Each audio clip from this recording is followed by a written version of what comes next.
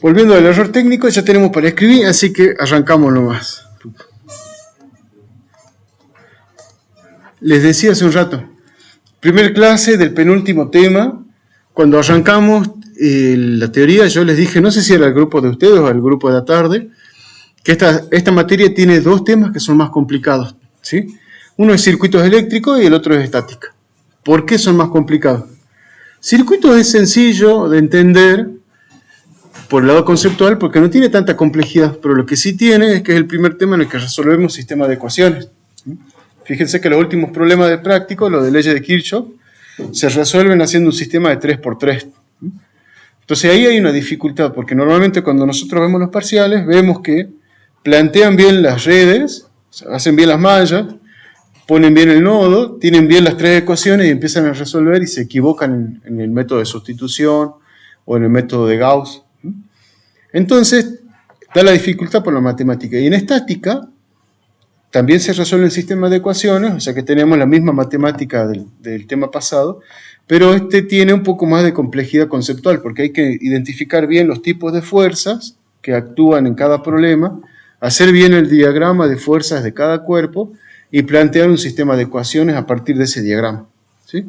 Entonces, la otra cosa por la que este tema es importante, porque el año que viene, cuando arranquen Física 1, van a arrancar derecho de donde termina estática, básicamente. Va a ser como terminaron el viernes estática, pasa un año, al otro lunes arrancan directamente, ¿sí? Entonces, de todos los temas que tiene la asignatura esta, es el primero.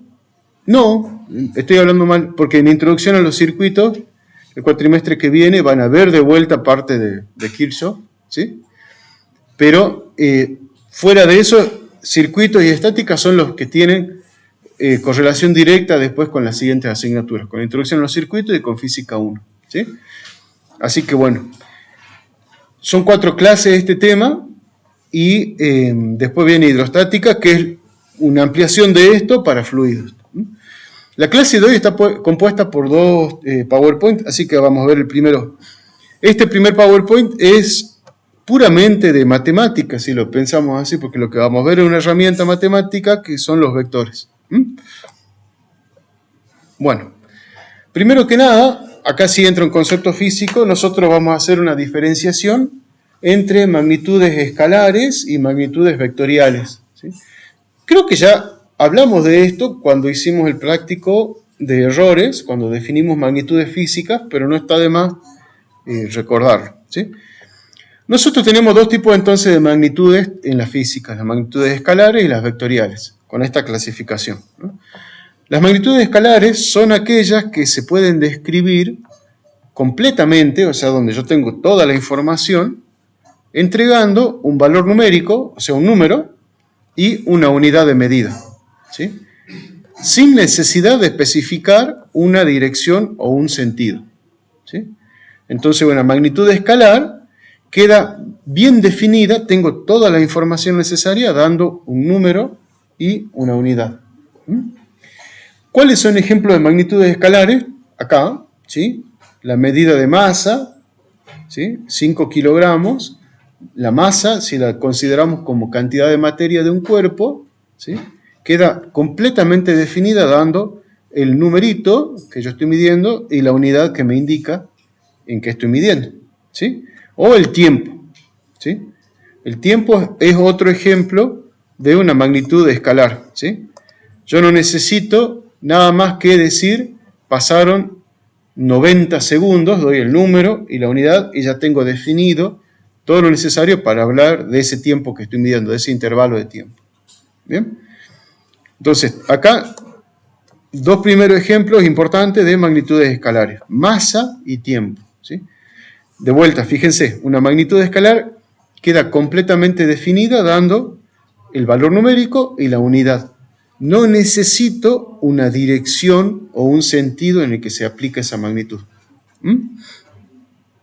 ¿Cuál es el otro ejemplo? O la otra variante de magnitud, las magnitudes vectoriales, ¿sí? Las magnitudes vectoriales necesitan más información que las magnitudes escalares, ¿sí? Las vectoriales son aquellas que necesitan un valor numérico, una unidad, y además de eso también necesito una dirección y un sentido para describirlas completamente. ¿Sí? Entonces una magnitud vectorial necesita más información. El valor numérico, que me dice qué tan intenso es esa cosa que estoy midiendo, la unidad, que me dice qué estoy midiendo, y una dirección y sentido, que me dice hacia dónde está aplicada esa magnitud. Entonces, para las magnitudes vectoriales, estas tienen un valor y una dirección. Y el primer ejemplo que se me ocurre es precisamente un desplazamiento. ¿Sí? Yo puedo decirles, camina una cuadra, y no va a ser lo mismo si yo voy una cuadra en este sentido, ¿sí? Que voy a llegar hasta el departamento de física, ahí si voy una cuadra para allá, que salgo de la UNSA, o si me voy una cuadra hacia la izquierda, que llego al IEM, o una cuadra a la derecha, que me voy para la ruta. ¿Sí? Entonces, fíjense que por eso el ejemplo del GPS. ¿Sí? Lo que mide el GPS me está dando varias cosas de información. Si yo me quedo con esta foto, uno supone que esta persona va caminando, ¿sí? Y le está diciendo, mira, para desplazarte tenés que ir tantos metros en esta dirección y después doblar, ¿sí? Y cuando doblas, también tenés que desplazarte una cantidad, ¿sí? Te va a decir, en 5 metros gire a la derecha, y después te dice, en 5 metros gire de vuelta hacia la izquierda, ¿sí? Entonces te va dando la distancia que tenés que caminar y en qué dirección, ¿sí? Primer diferencia entonces entre magnitudes escalares y vectoriales. Las magnitudes vectoriales necesitan un valor numérico, una unidad y una dirección. ¿Bien? No es lo mismo viajar a 30 kilómetros por hora en dirección norte-sur, o sea, hacia allá, que yo puedo llegar, no sé, hasta el Hiperlibertad o irme hasta Cafayate, que ir 30 kilómetros por hora en dirección sur-norte, que me iría para Vaqueros, La Caldera y demás. Yendo sobre la avenida. ¿Bien? Hay otras magnitudes vectoriales, no necesariamente es dirección, o sea, no es desplazamiento, no es velocidad. La más importante para nosotros es la fuerza. ¿Sí? Vamos a ver que una fuerza, que es la magnitud que definimos hoy, es una magnitud vectorial. Entonces, acá tenemos varios ejemplos. Pensemos y vamos viendo de colocar algunos. No vamos a llenar la tabla porque es larga, pero sí como para que pensemos y veamos la diferencia. Por ejemplo, velocidad de un avión. ¿Una velocidad será una magnitud escalar o vectorial? Hay una distinción. No puede entrar. Una cosa es velocidad, otra cosa es rapidez. ¿Sí? La velocidad es una magnitud vectorial. ¿Por qué? Ustedes van a decir, pero el velocímetro me dice tantos kilómetros por hora. Es verdad. El velocímetro no me está dando la velocidad, me da la rapidez. Las dos magnitudes están relacionadas. ¿Sí? La rapidez queda definida dando un número y la unidad. O sea, yo viajo a 100 kilómetros por hora. ¿Sí? Eso es rapidez. Velocidad es, viajo a 100 kilómetros por hora en dirección este-oeste. ¿Sí? Estoy dando la dirección hacia donde me muevo. Entonces, si me dicen velocidad así como tal, me están hablando de una magnitud vectorial. La velocidad de un avión va a ser la magnitud va a ser la velocidad. ¿Sí? ¿Y en qué se puede medir una velocidad de un avión? Supongamos en kilómetros sobre hora. ¿Sí? Es vectorial. ¿Sí? No es la única forma. Ustedes vieron que los aviones que andan muy rápido tienen velocidades Mach 1 hasta creo que 9. ¿Sí? Un Mach es una vez la velocidad del sonido. ¿Sí? Están los aviones subsónicos, que son los que se desplazan a velocidades menores a la velocidad del sonido, y los supersónicos, los que van a velocidades mayores. ¿Sí? La velocidad del sonido son 340 metros por segundo. ¿Sí? Cuando un avión llega a esa velocidad, se produce un fenómeno físico que es una compresión y expansión súbita del aire, se hace un estallido, así, y si sigue acelerando, su velocidad pasa por arriba de la velocidad del sonido. ¿Sí? Se desplaza el avión más rápido que el sonido que produce el motor.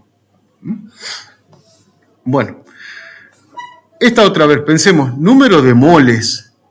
Un mol es una medida química de una cierta cantidad de átomos de una materia, de cualquier sustancia, ¿sí?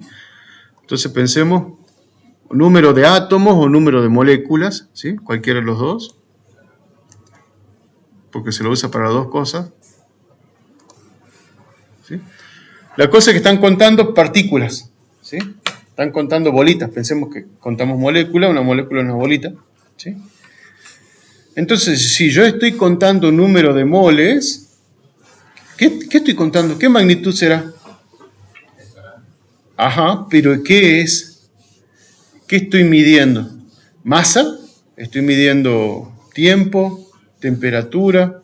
Es tramposa la pregunta, porque los moles pueden tener varias cosas. Por ejemplo, un mol puede tener una propiedad de reacción con otro mol, ¿sí? Esto en realidad lo que estoy midiendo es masa, ¿sí? Contemos, si yo estoy contando bolitas y cada bolita tiene una cierta masa, entonces X cantidad de bolitas es una X cantidad de masa, ¿sí? Cuando medimos masa, lo que estamos midiendo en el fondo son kilogramos, ¿sí? Un mol tiene una cantidad muy chiquitita de kilogramos. Y la masa, habíamos dicho, es una magnitud escalar, así que esta no es vectorial, ¿sí? Y pensemos alguna otra un poco más. El peso de una persona. Primera pregunta, a ver, ¿qué es lo que mide la balanza cuando yo voy a la farmacia y me peso? ¿Por qué? ¿Por qué mide masa? Pregunto yo. ¿Mide masa o mide peso? ¿Qué mide una balanza? ¿Por qué? El por qué quiero escuchar. ¿Por qué pienso que mide masa o por qué pienso que mide peso?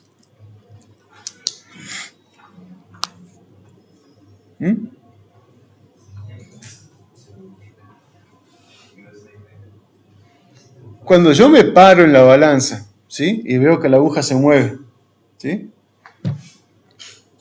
¿Qué es lo que me dice la lectura?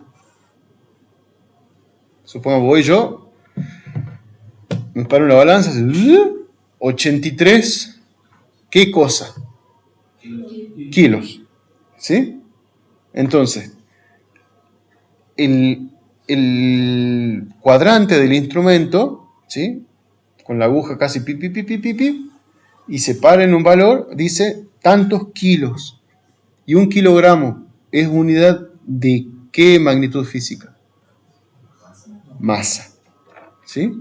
Una balanza mide masa, ¿sí? Pero está relacionado con la fuerza peso, ¿sí? ¿Por qué? Yo voy a hacer un dibujo muy bruto acá, ¿sí? Supongamos la balanza de farmacia, que básicamente es esta cosa, ¿sí? Es una base fija con un resorte muy grueso y una plataforma, ¿sí? Entonces viene una persona cualquiera y se para ahí, ¿bien? Al pararse, la persona, si analizamos esta plataforma, la persona que se para por encima ejerce una fuerza que comprime ese resorte, ¿sí? Entonces, acá, ¿sí? Cuando alguien se para, ese resorte se comprime. Al comprimirse ese resorte, se activa un mecanismo en el cual la compresión hace que gire un eje, y ese eje a su vez hace que gire otro eje, y se mueve la aguja, ¿sí? Entonces, lo que yo tengo es un instrumento que funciona como un transductor, ¿sí? Lo que me está mostrando el resultado final, la balanza, es una medida de masa, ¿sí? Pero lo que está midiendo físicamente es la compresión de un resorte, está midiendo una fuerza. Ese resorte se comprime según qué tan intensa es la fuerza que yo hago sobre esta plataforma, ¿sí? Entonces la pregunta era tramposa porque según cómo yo analice, puedo decir, che, la balanza mide masa, la balanza mide peso. Nosotros normalmente tomamos la salida del instrumento, ¿sí? Vamos a encontrar muchos instrumentos físicos que funcionan de esta manera, como transductores. O sea, este es el instrumento, ¿sí? Entra una variable física de entrada, que es lo que mide, hace un cálculo, hace cosas adentro y me muestra otra variable física de salida. Eso es un transductor, ¿sí? Todos los instrumentos electrónicos funcionan de esa forma. Acuérdense las termocuplas que ocupábamos en el laboratorio de termometría, ¿sí? Esos cosos medían una diferencia de voltaje, pero a mí la pantalla me daba un valor en grados centígrados, ¿sí? Entonces, ante la pregunta, la balanza que mide, lo que me representa la escala es una cierta cantidad de masa, ¿sí? O sea, a mí me entrega un valor de masa. Internamente lo que hace es medir una fuerza, y según la intensidad de esa fuerza, se mueve la aguja y está calibrado para que me dé la masa, ¿sí? Ahora, la pregunta esta es el peso de una persona. Primero que nada, el peso, ¿qué magnitud es?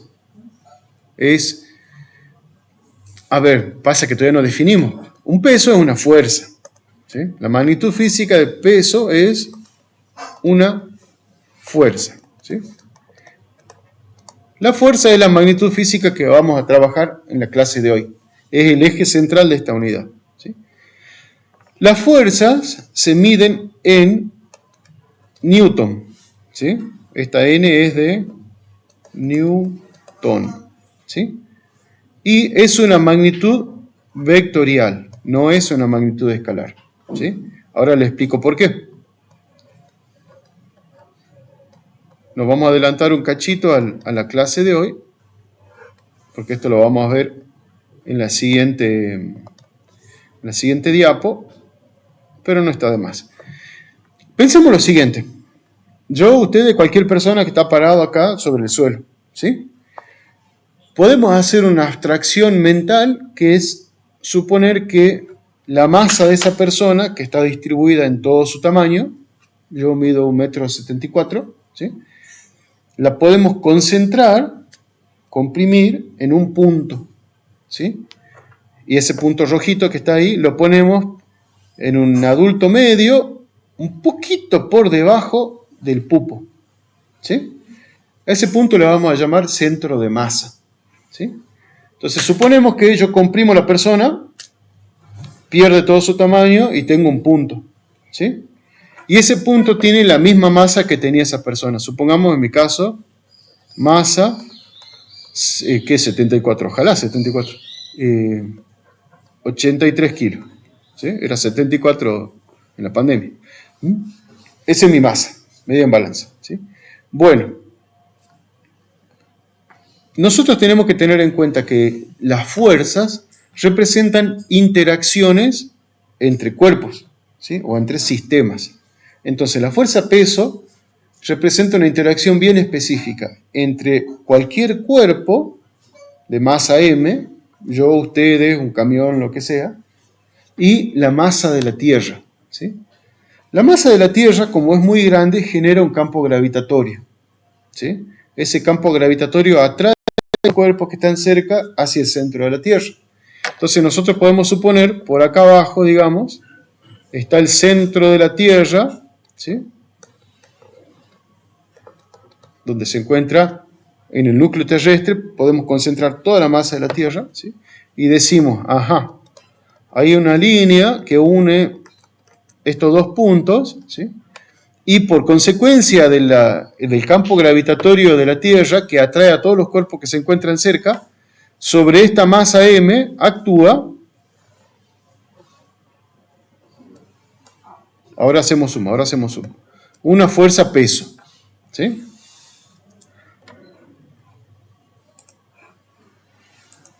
Eso, ¿sí? Esa fuerza peso siempre tiene un sentido bien concreto, que es el sentido es la recta en la cual está aplicada, ¿sí? Es la recta que va desde el centro de masa del cuerpo hasta el centro de masa de la Tierra, que yo acá puse en línea punteadita, ¿sí? Y siempre tiene una dirección, apuntando hacia el centro de la Tierra. ¿Qué es lo que hace entonces esta fuerza peso? Esta fuerza peso representa la interacción de esta masa con la masa terrestre, ¿sí? Apunta en este sentido, lo que nosotros decimos siempre es hacia abajo, pero el hacia abajo es muy relativo, ¿sí? Es hacia el centro de la Tierra. y lo que hace es que atrae a todos los cuerpos que están cerca de la superficie terrestre hacia el núcleo, ¿sí? Hacia el centro de la Tierra. Por eso es que yo estoy sentado acá, el mouse está sobre la mesa, ustedes están en sus asientos, ¿sí? Por la acción de la fuerza-peso. Si se apagaría el campo gravitatorio terrestre, esta fuerza dejaría de actuar y las cosas empezarían a flotar, ¿sí? A sentir atracciones de otros cuerpos cercanos, podría ser el Sol, Marte, Venus, ¿sí? Que también tienen sus campos gravitatorios. La cuestión es que esta es la fuerza-peso. ¿Cuánto vale la fuerza-peso? Normalmente, no me quería ir acá.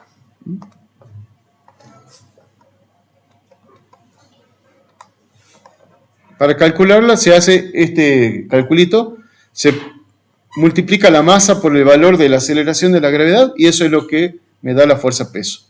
¿Cuánto vale la aceleración de la gravedad? Nosotros vamos a tomar un valor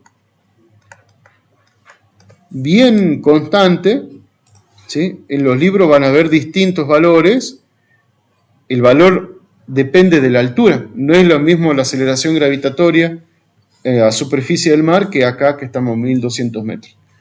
A nivel del mar vale 9,81. ¿Sí? Fíjense que esto es una aceleración, son metros sobre segundos al cuadrado. ¿Sí? Entonces yo multiplico el valor de la masa por el valor de esta aceleración, ¿sí? Y de ahí saco el valor de la fuerza-peso. Entonces, el peso es una fuerza porque tiene una magnitud que está representada por el largo de esta flechita, ¿sí? Y una dirección y sentido que es hacia el centro de la Tierra. Bueno, sobre esto va a ir la clase de hoy. Esto terminamos adelantando, pero vamos a ir volviendo y explicando bien los distintos conceptos. Bueno, entonces para entender bien esto de cómo representar fuerzas necesitamos, antes que nada, representar estas herramientas matemáticas que son vectores, ¿sí? En matemática, como acá no hay ningún matemático, nadie se va a enojar, pero para nosotros los vectores son básicamente segmentos orientados, o sea, flechitas que tienen un inicio, que es el culito del vector, digámoslo, ¿sí? Y un final, que es la punta de la flecha, ¿sí? Los segmentos tienen, acuérdense un poco de geometría, hay una recta, un segmento es una porción de recta que tiene dos puntos extremos, un punto de inicio y un punto de fin. ¿Cómo representábamos un segmento? Hacíamos una rayita así, dibujábamos el segmento, otra rayita, ¿sí? Fíjense que acá tenemos eso, rayita, segmento, rayita, ¿sí? Para nosotros un vector es un segmento orientado, y la palabra clave ahí es orientado. ¿Qué significa orientado? Hay un orden entre los puntos, o sea, hay un primer punto y hay un último punto. El primer punto va a ser este extremo, el último punto va a ser el extremo de la flechita, ¿sí? Entonces son como chiquitos del jardín de infantes que se dan la mano uno después del otro, ¿sí? Hay una orientación. Primera cosa, nosotros definimos los vectores o los representamos así, como una flechita que tiene un punto de inicio, un punto de fin y que están incluidos dentro de una recta más grande. Acuérdense que en geometría las rectas son infinitas. Y se representan siempre con letras minúsculas, así que esta es la recta R, ¿sí? Que contiene a este vector. Para representar el vector le damos nombres utilizando letras mayúsculas y le ponemos una flechita. Entonces esto, así como está puesto, es el vector A que está incluido en la recta R. ¿Bien? Esta va a ser nuestra notación. Cuando anotemos vectores tenemos que ocupar esto así. Letras mayúsculas con una flechita que indique, che, esto es un vector. ¿Sí? ¿Estamos hasta ahí? Bien. Bueno, ¿qué elementos tiene un vector? Un punto de origen, un punto extremo, ¿sí? Punto de origen, el punto A, donde arranca el vector. Punto extremo, el punto B. El último puntito de la puntita de la flecha. ¿Sí? Entonces, el vector tiene inicio y tiene final. Hay infinitos puntos adentro, pero tiene un punto inicial y un punto final. Además, otro elemento importante es la dirección del vector. La dirección está dada por la recta esta que contiene al vector. Acuérdense que si un vector es un segmento y un segmento es parte de una recta, entonces hay una recta que contiene a todo esto.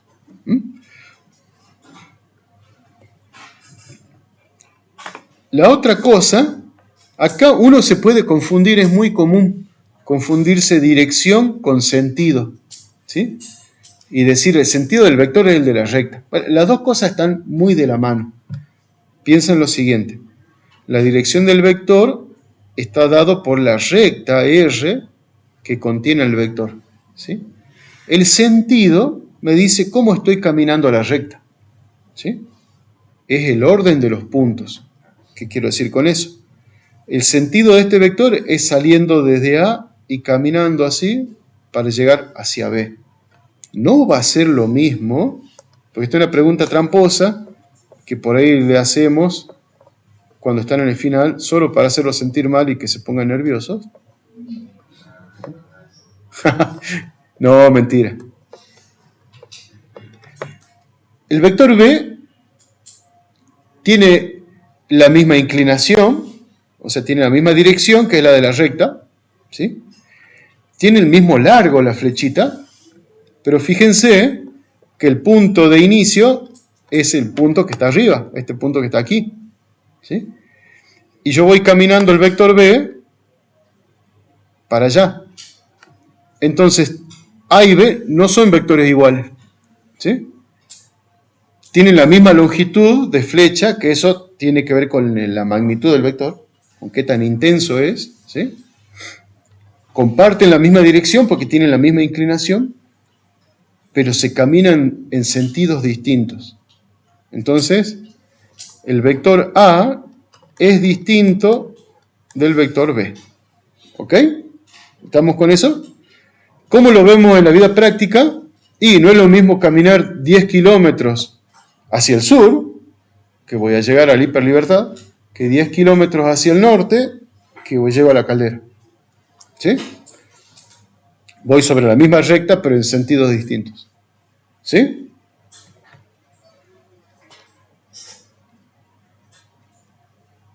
La última que nos queda es la longitud o módulo del vector.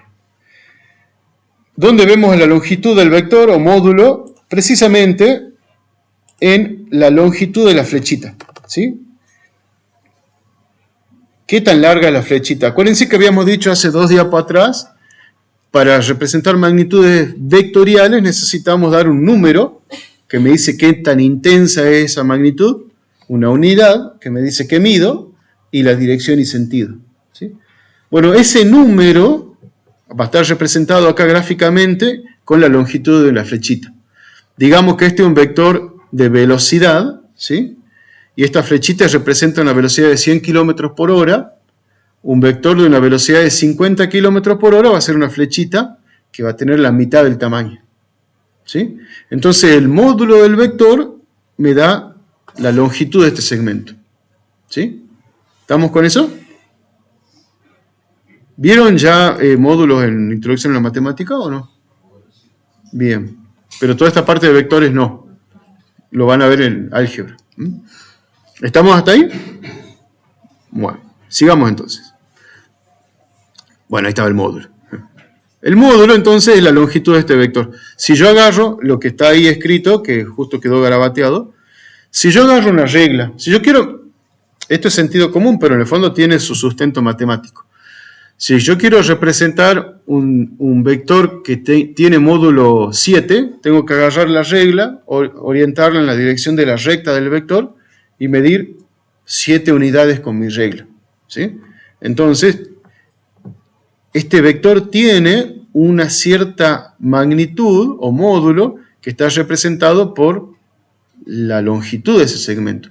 Esa longitud está sacada con una regla, ¿sí? Bueno, eso en el fondo tiene un sustento matemático grande que es definir una escala para el espacio en el cual está representado ese vector y ocupar esa escala para representar todos los vectores, ¿sí? Así que si esto representa 1 centímetro, en los ejes también debería tener la misma división. Bueno, esto se complejiza un poco más ahora, ¿sí? ¿Qué son las componentes de un vector? Bueno, acá, fíjense, es justo donde lo dejamos en la diapo anterior. Tenemos la recta R que nos da la dirección del vector, el sentido que nos dice que estamos yendo caminando así, y el módulo que es la cantidad de divisiones. En este caso este vector tiene un módulo 1, 2, 3, 4, 5. El vector A tiene módulo 6, porque tengo 6 divisiones de mi escala, ¿sí? La otra parte tiene que ver ahora con esto, con los ejes cartesianos, ¿sí?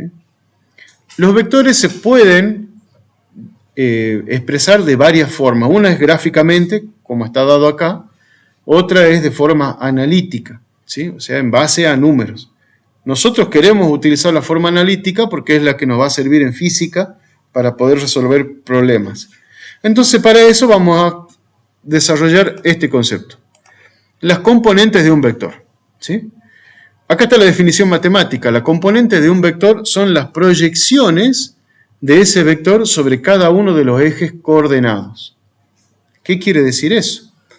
Imagínense por un minuto que yo agarro y pongo acá una linterna, ¿sí? Que tira, qué mal, ¿no? El profe hizo óptica y todo. Emite luz, ¿sí? Está iluminando al vector, ¿sí? Desde arriba. Este vector, con esta fuente luminosa, que ustedes hicieron óptica, así que ya están muy curados de espanto, vamos a suponer que tira un haz de rayos paralelos, ¿sí? De manera tal que estamos iluminando el vector desde arriba, digamos, ¿sí? Y este vector va a producir una sombra sobre el eje de las X, ¿sí? Esa sombra va a llegar hasta este punto. La sombra del vector va a arrancar aquí y va a llegar hasta ahí, ¿sí? Porque yo lo estoy iluminando de arriba con un haz de rayos paralelo. Y supongamos que no hay otra fuente de luz, ¿sí? ¿Estamos? Bueno, esta sombra para nosotros va a ser la proyección de este vector sobre el eje X, y a esto le vamos a llamar así, ¿sí? La proyección del vector sobre el eje X le vamos a llamar A sub X. Esa va a ser la componente de este vector sobre el eje de las X, ¿sí? Podemos hacer lo mismo pero al revés y pensar que iluminamos el vector con otra lámpara, ¿sí? Desde este lado.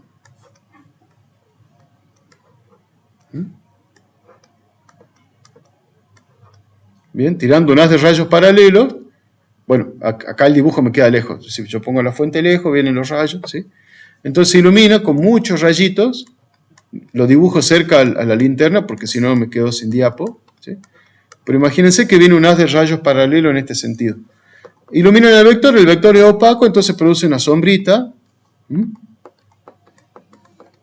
en el eje Y. Y tengo también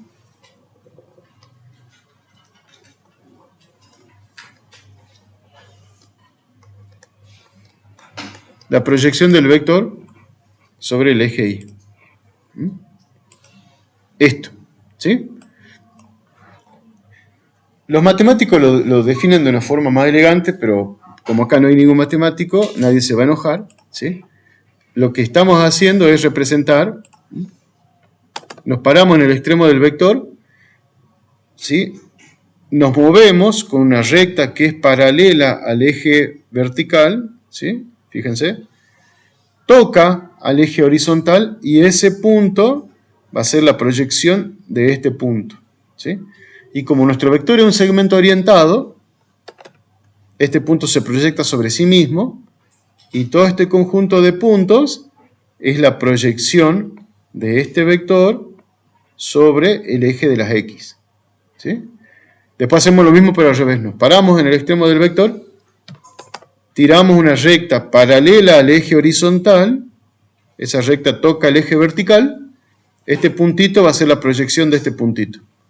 Este punto se proyecta sobre sí mismo, entonces todo esto es la proyección del vector A sobre el eje Y. ¿Sí? ¿Estamos con eso? Así que tenemos la componente en X del vector A, ¿sí? Lo que estábamos diciendo. Componente Y del vector A. Ahí, ¿sí? Yo voy a borrar ahora el garabato de las linternas, así queda.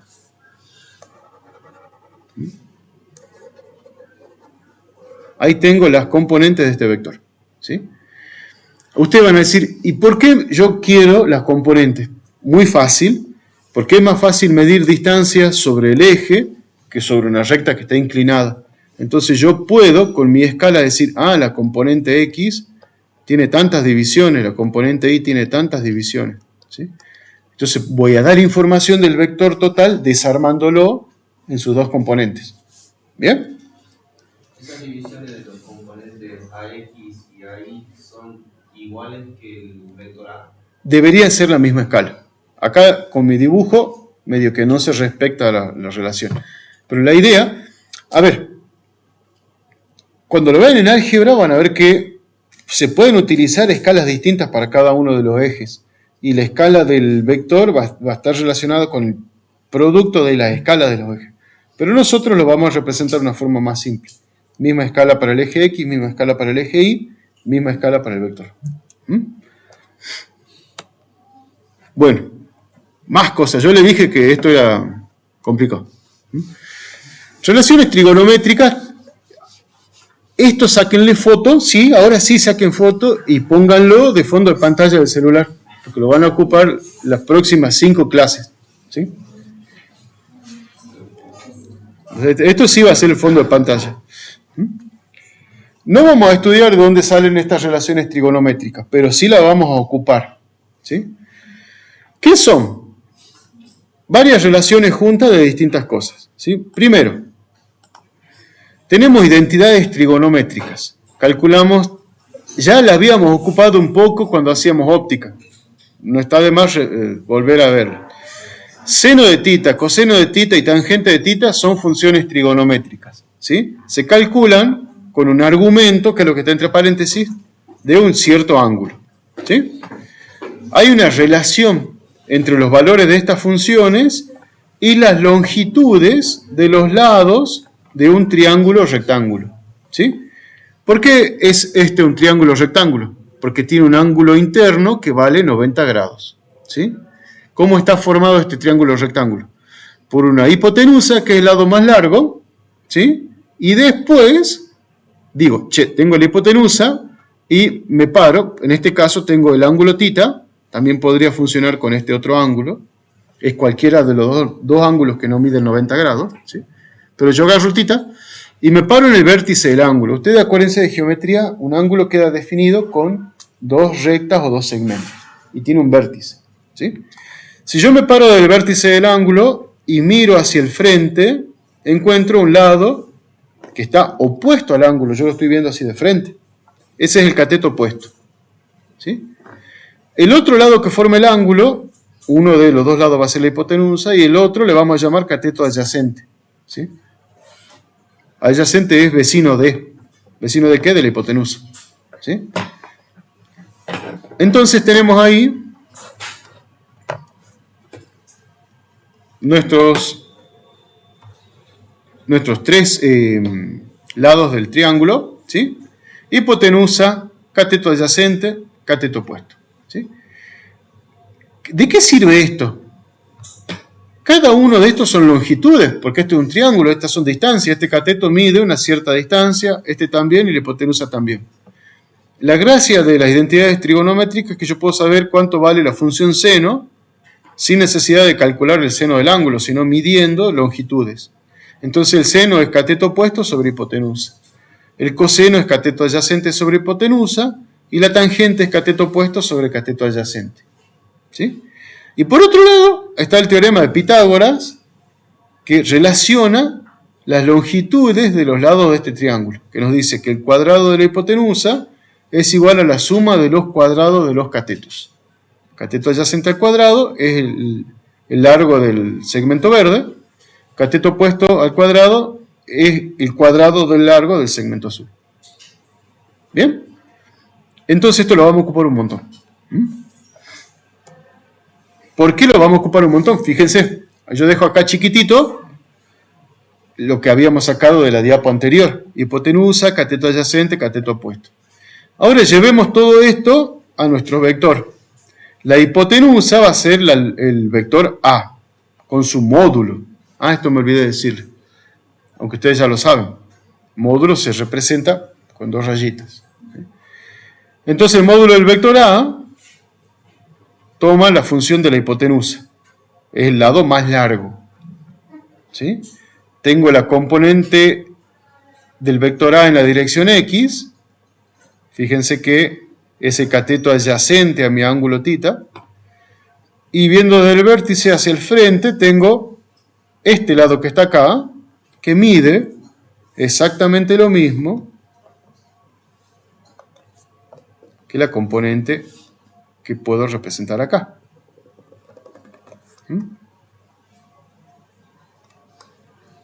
La componente en la dirección Y del vector A.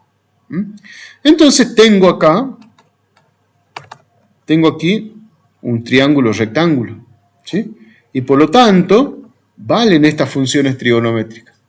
Entonces, por ejemplo, si yo conozco la inclinación de la recta del vector, ¿sí? O sea, si conozco el ángulo θ y conozco la longitud del vector, o sea, si conozco el módulo, conociendo estas dos cosas, yo puedo calcular las componentes, ¿sí? Utilizando funciones trigonométricas.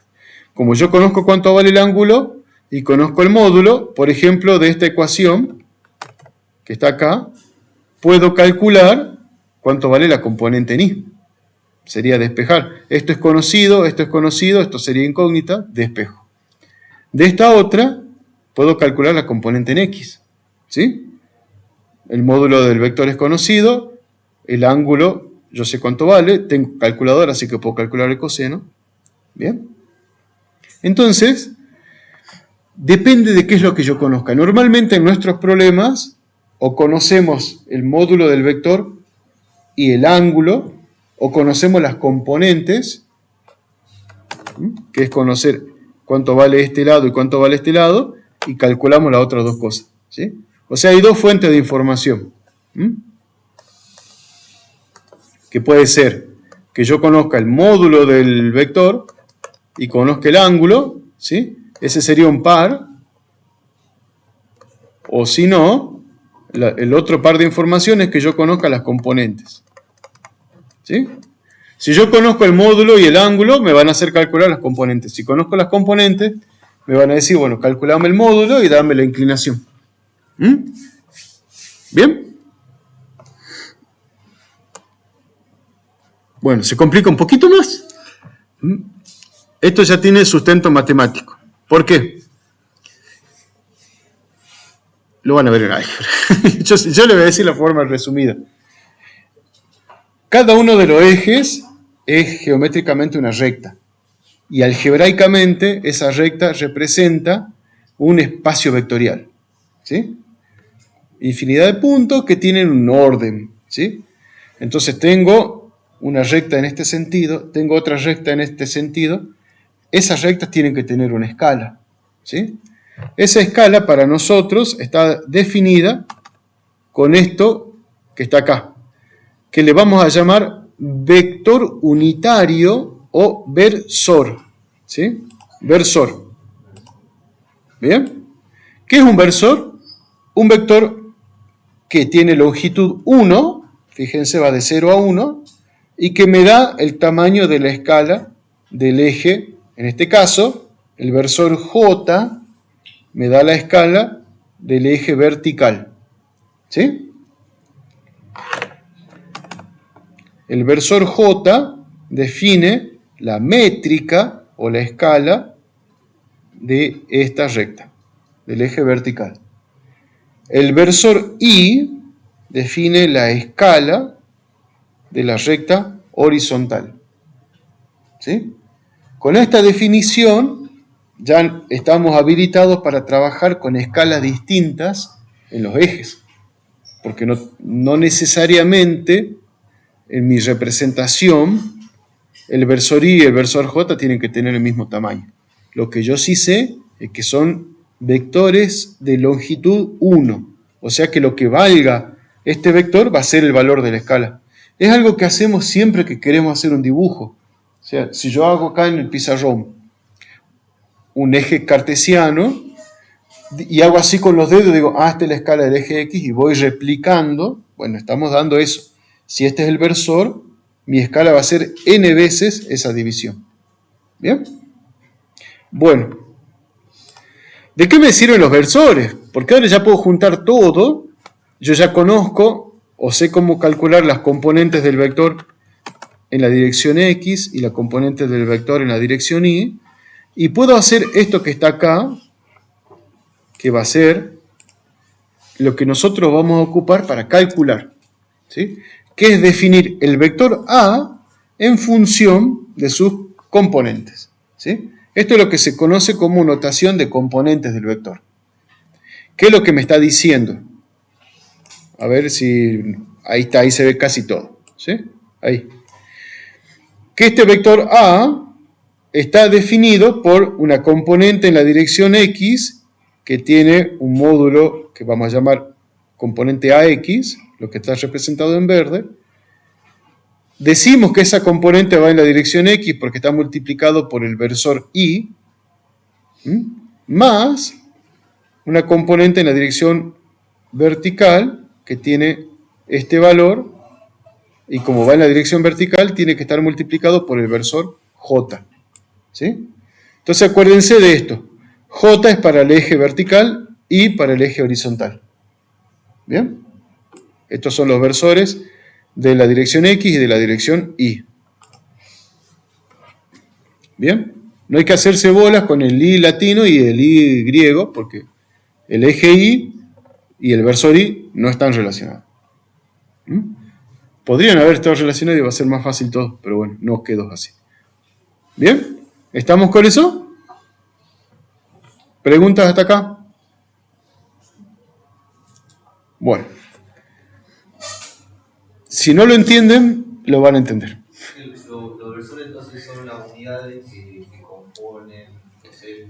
Sí, se supone que tu eje tiene una métrica, o sea, una forma de calcular distancias que está dado por la longitud de ese versor.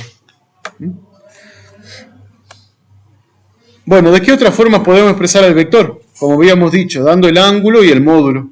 Y podemos, a través del ángulo y el módulo, conocer las componentes. ¿Sí? Eso lo habíamos dicho hace un rato. Entonces yo tengo dos fuentes de información. O conozco el módulo y el ángulo de inclinación, o conozco las componentes. ¿Sí? Y si conozco esas dos cosas, puedo calcular las otras dos. Bueno, se complica más todavía. Y todavía ni hablamos de fuerzas, ¿no? Suma de vectores, método gráfico. Tengo un vector B, que fíjense que tiene una recta de dirección que va para allá, un vector A que tiene una recta de dirección que va para allá, ¿sí? El vector B tiene un cierto módulo, el vector A tiene un cierto módulo, tienen sentidos distintos, o sea, no tienen nada en común, ¿sí? Hasta tienen puntos de origen diferentes, fíjense que este vector arranca en este puntito, este vector arranca en este puntito, ¿sí? ¿Cómo hago la suma? Tengo dos formas, método gráfico y método analítico. Método gráfico es un gráfico. ¿Sí? ¿Qué es lo primero que tengo que hacer? Si los dos vectores tienen origen distinto, representarlo de forma concurrente. ¿Qué quiere decir eso? Compartiendo origen. Entonces, o muevo el vector A o muevo el vector B, pero los dos tienen que compartir origen. ¿Sí? Yo voy a mover el vector A. ¿Sí? Ahí ya tengo los dos vectores representados de manera concurrente. Salen del mismo punto.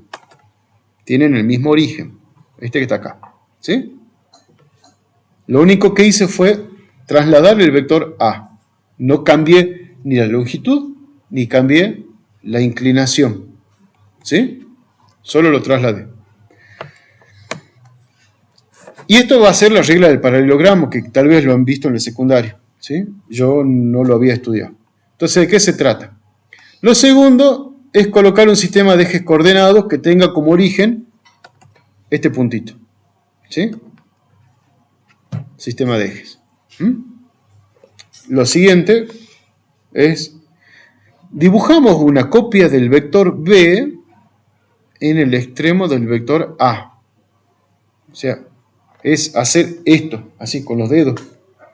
Mido la longitud del vector B, lo muevo y lo llevo al final del vector A. ¿Sí? Hago una copia. Eso. ¿Sí? Y a este le vamos a llamar el vector B'. Fíjense que tiene el mismo módulo, dirección y sentido. ¿Sí? Después hacemos lo mismo, pero al revés. Nos paramos en el final del vector B y dibujamos una copia del vector A. Así. ¿Bien? Si lo hacemos bien, esas dos copias que dibujamos se intersectan en un punto. Ese punto va a ser el resultado de la suma. ¿Bien?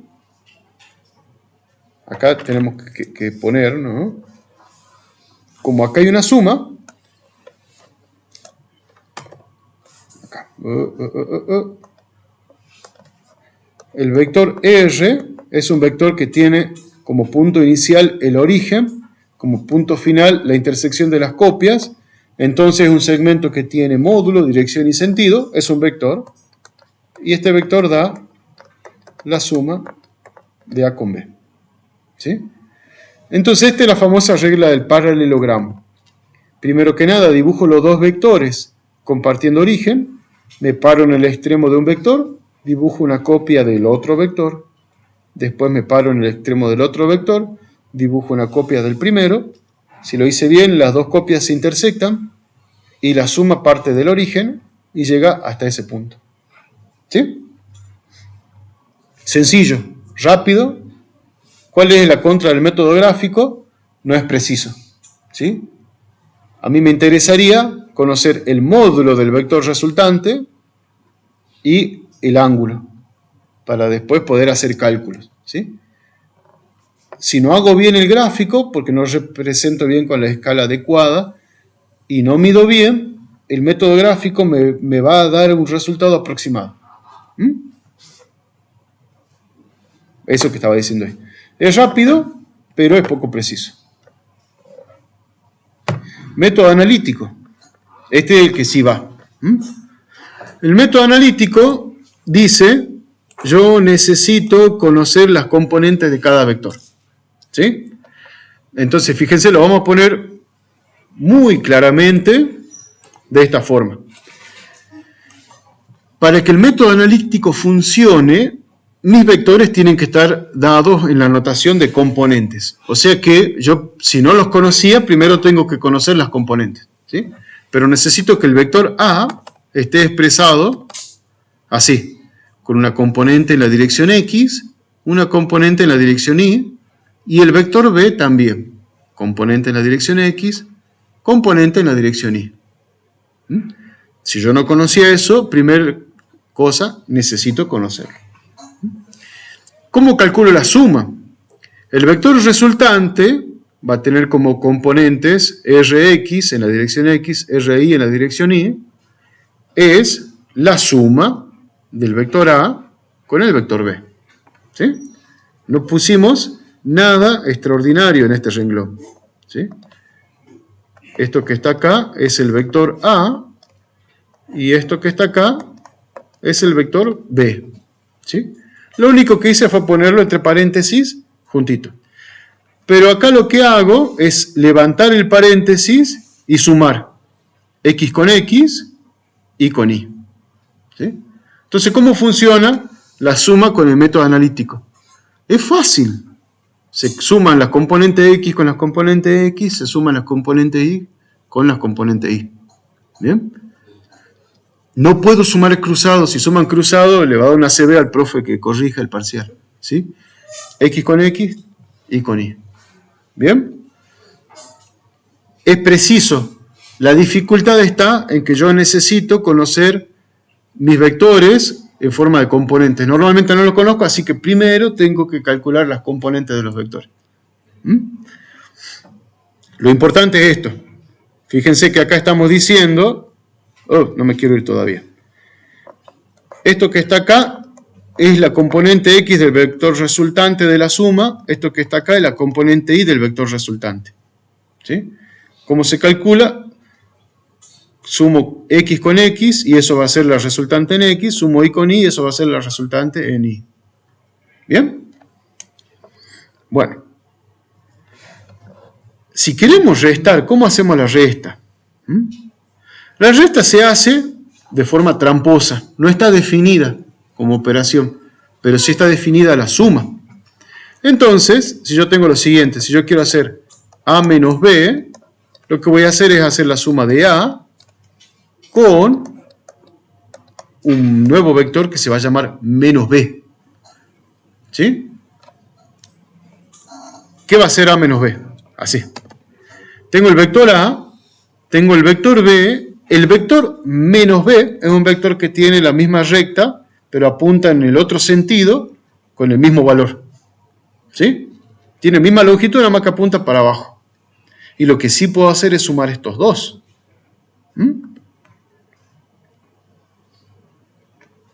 Y eso va a ser la resta. ¿Sí? ¿Estamos con eso? ¿Sí? Bueno, ¿hasta ahí estamos? También hay otra forma de calcular la resta. Vamos al paralelogramo acá, en este. Hay un trucazo que tiene que ver con que la resta, si la diagonal mayor es la suma, la diagonal menor es la resta. Pero la orientación va a depender, porque no es lo mismo hacer A menos B que B menos A. Pero esta longitud me va a dar el valor de la resta de los dos vectores. ¿Sí?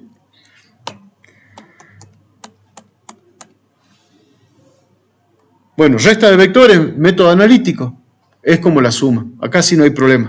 ¿Sí? Resto X con X y con Y. ¿Ok? Bueno, no vamos a ver el simulador porque quiero que veamos algo de fuerza. Pero está el simulador acá en el PDF, ustedes hacen clic y pueden jugar y sumar y restar vectores sin ningún drama. El producto vectorial no lo vamos a ocupar nosotros para los cálculos, pero se lo voy a comentar muy rápidamente. Lo vamos a necesitar para definir al final de esta unidad, cuando definamos torque de una fuerza, donde el torque es una magnitud vectorial, ¿sí? El torque depende del producto de dos vectores y da como resultado un tercer vector. ¿Sí? Entonces, ese vector, si mis dos vectores que hacen el producto vectorial están en un plano, supongamos el plano de la mesa, el producto vectorial da como resultado un vector que es perpendicular. Entonces, para hacer todo ese cálculo de la perpendicularidad, se utiliza esto. ¿Sí? Por ahora no nos torturemos porque cuando vayamos a definir torque lo vamos a ver. ¿Sí? Yo se los dejo porque está puesto en el orden de las diapos. ¿Sí? Y acá hay una paginita con una animación bien linda de cómo se calcula el producto vectorial. Entonces hasta acá llega la parte de vectores. Veamos ahora un poquitito de fuerzas. Yo les dije que la clase de hoy era picantosa.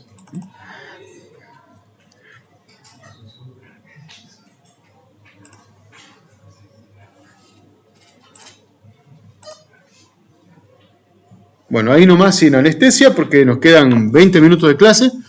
Tipos de fuerza. ¿Sí? Bueno. Primer clasificación grande. Vamos a hablar de fuerzas a distancia y fuerzas de contacto. ¿Sí? Y vamos a definir distintas fuerzas que son las que nosotros vamos a ocupar en todo este tema. Son fuerzas que representan interacciones bien particulares, la fuerza peso, elástica, normal, fuerza de fricción y la fuerza de tensión. ¿Sí? Bueno, y acá hay un dibujo bien bonito con un montón de cuerdas tensadas que tienen fuerza ahí. ¿Sí? Primera definición. Habíamos dicho que hay fuerzas que actúan a distancia, esta, ¿sí? Y fuerzas de contacto. ¿Sí? ¿Qué es una fuerza a distancia? Una fuerza a distancia es una fuerza que no necesita del contacto entre los cuerpos, ¿sí? Actúa a distancia, no importa que los cuerpos se estén tocando o no. ¿Cuál es el mejor ejemplo de fuerza que tiene acción a distancia? La fuerza peso, ¿sí? La Luna está atraída por la masa de la Tierra y por suerte no la está tocando a la Tierra, ¿sí? Hay otras más. La fuerza electroestática, la fuerza entre cargas eléctricas. Cargas de igual signo se repelen, cargas de distintos signos se atraen, y esa fuerza actúa, no importa si las cargas están, no tienen por qué estarse tocando para que exista la fuerza, ¿sí?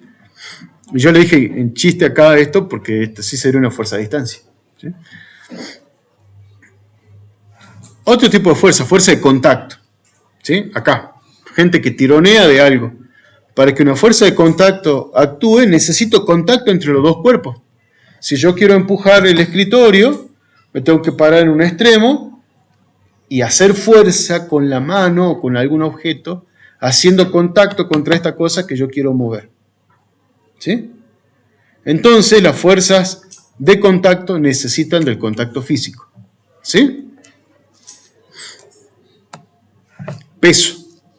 Esta es la fuerza del tema, ¿sí? Ya la habíamos definido hace un rato, pero acá sale bien. El peso es una fuerza de atracción, o sea que siempre apunta hacia el centro de la Tierra.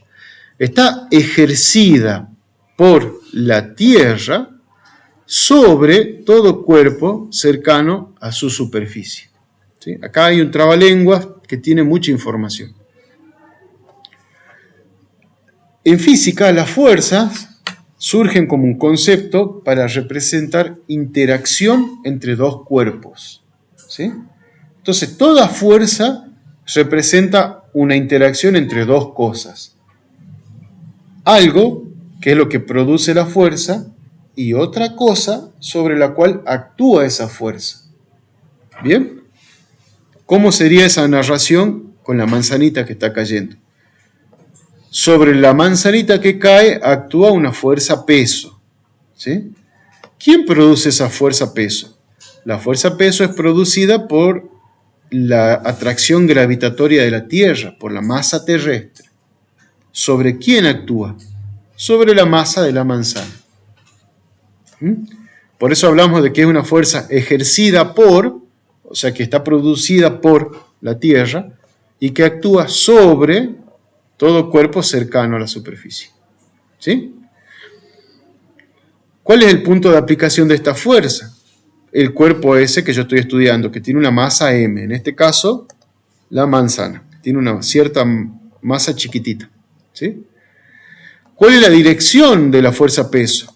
Digamos que acá está el centro de la Tierra, no lo puedo representar más lejos porque no tengo diapo, pero es la recta que une el centro de la Tierra con el cuerpo que yo estoy calculando, ¿sí?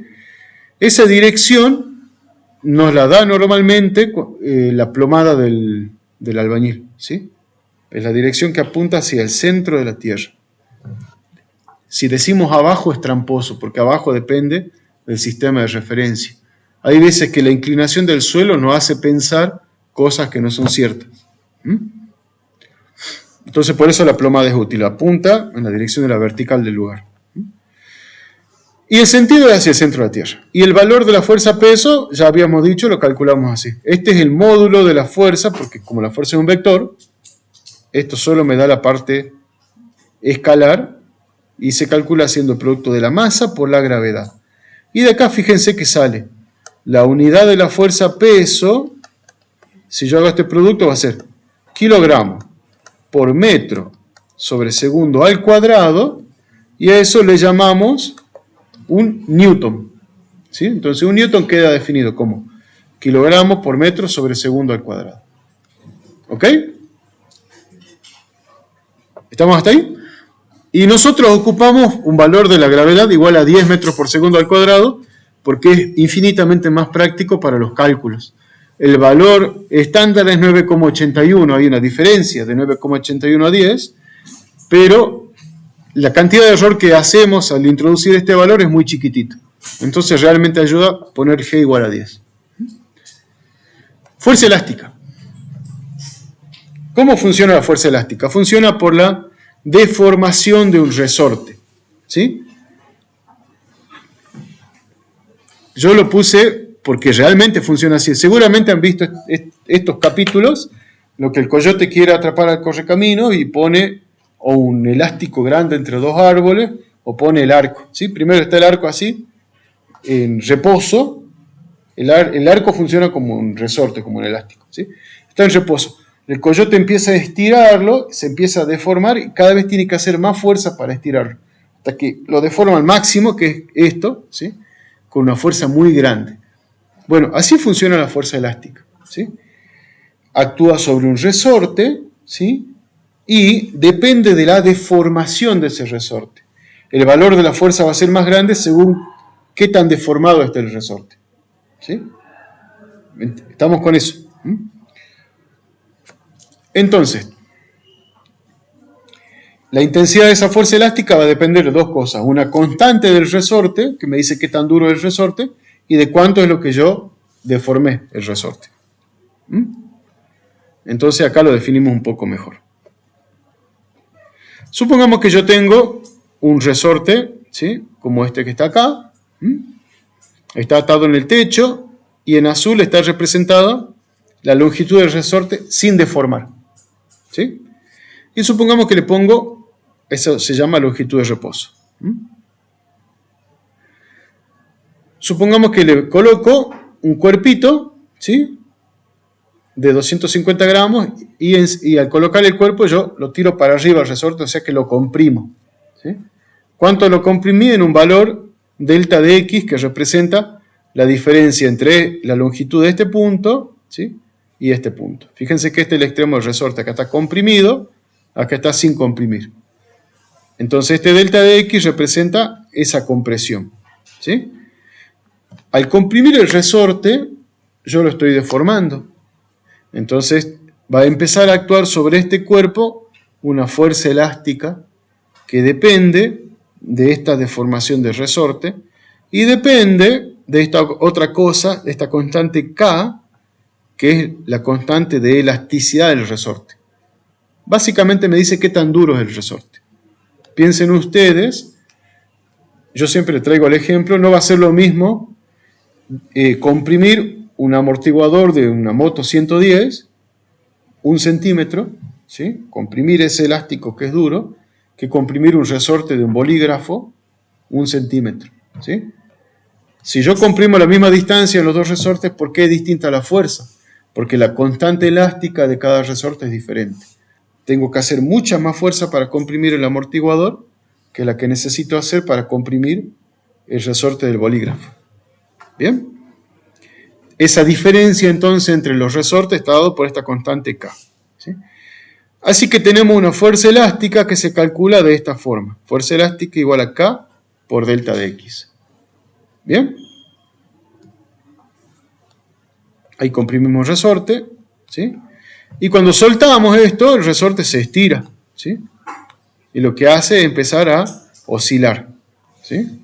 Esa oscilación va a depender de cuánto comprime yo y de qué peso le coloco, ¿sí?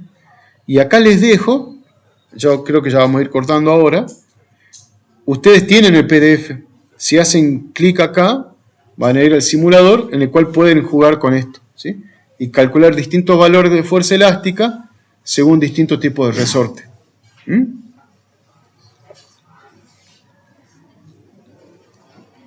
Bueno, vamos a dejar, pues ya estamos sobre la hora.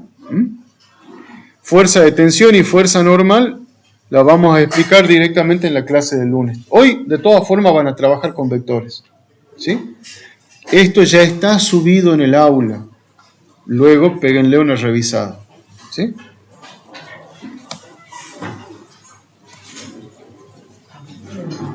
De todas maneras, en la siguiente clase se va a continuar con este tema, ¿sí? Porque va a ser tipo de fuerza y primer condición de equilibrio, ¿sí? Hoy trabajamos con vectores. Así que voy cortando el video.